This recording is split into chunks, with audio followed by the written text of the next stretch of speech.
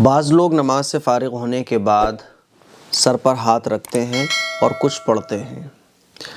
یاد رکھیے، اس طرح کا کوئی عمل، اس طرح کی کوئی دعا، اس طرح کا کوئی خاص وظیفہ حدیث سے ثابت نہیں ہے کہ نماز سے فارغ ہونے کے بعد کچھ سر پہ ہاتھ رکھ کر پڑھا جائے۔ اس طرح کی کوئی دعا، کوئی وظیفہ حدیث سے ثابت نہیں ہے۔ بعض لوگ سر پہ ہاتھ رکھ کر یا نورو پڑھتے ہیں، اسی طرح سے بعض لوگ سر پہ ہاتھ رکھ کر بسم اللہ الذی لا الہ الا هو الرحمن الرحیم اللہم اذہب عنی الہم والحزن، یہ دعا بھی بعض لوگ سر پہ ہاتھ رکھ کر پڑھتے ہیں۔ اچھا، اس دعا کے بارے میں ضعیف روایت سے ثابت ہے کہ یہ دعا رسول اللہ صلی اللہ علیہ وسلم نے بعض دفعہ سر پہ ہاتھ رکھ کر پڑھی ہے نماز سے فارغ ہونے کے بعد، لیکن چونکہ یہ روایت ضعیف ہے اور محدثین نے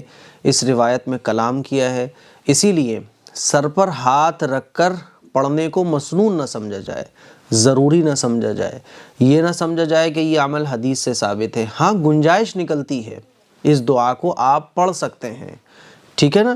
اسی لیے اس غلط فہمی کو دور کریں۔ بعض حضرات اس کو سنت سمجھتے ہیں، تو سر پہ ہاتھ رکھ کر پڑھنا یہ سنت نہیں ہے۔ ہاں، عمل کے طور پر، وظیفے کے طور پر بعض لوگ یا نورو پڑھتے ہیں، بعض لوگ کچھ پڑھتے ہیں، تو پڑھ سکتے ہیں۔ اسی طرح سے یہ جو ضعیف روایت سے جو دعا ثابت ہے، بسم اللہ الذی لا الہ الا هو الرحمن الرحیم اللہم اذہب عنی الہم والحزن،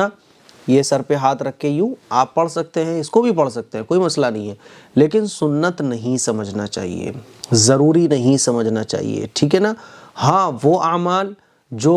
بالکل واضح طور پر رسول اللہ صلی اللہ علیہ وسلم کی احادیث مبارکہ سے بالکل کلیئرلی ثابت ہے، جیسے کہ نماز کا سلام پھیرنے کے بعد استغفر اللہ پڑھنا، ایک مرتبہ اللہ اکبر پڑھنا، اللہم انت السلام و منک السلام یہ دعا پڑھنا، تسبیح فاطمی پڑھنا، ان کو تو ہمیں خوب پڑھنا چاہیے پابندی سے، لیکن سر پہ ہاتھ رکھ کر پڑھنے والی جو دعائیں ہیں، یہ دعائیں حدیث سے ثابت نہیں ہیں، یہ عمل حدیث سے ثابت نہیں ہے، اسی لیے جائز ہے، اسی لیے ہم اس کو جائز سمجھ کر پڑھنا چاہیں تو پڑھ سکتے ہیں، اس کو سنت نہیں سمجھنا چاہیے۔ بس اتنا سا فرق ہوتا ہے کہ کوئی چیز جس لیول پر ہے اسی لیول پر رکھ کر ہم اس کو کریں۔ بعض لوگ اس کو سنت سمجھتے ہیں اور پوچھتے بھی ہیں کہ آخر یہ کیا ہے جو پڑھا جاتا ہے، تو میں نے اسی وجہ سے اس مسئلے کو آپ کے سامنے کلیئر کیا تاکہ آپ کو صحیح بات پتہ چل سکے۔ السلام علیکم ورحمۃ اللہ وبرکاتہ۔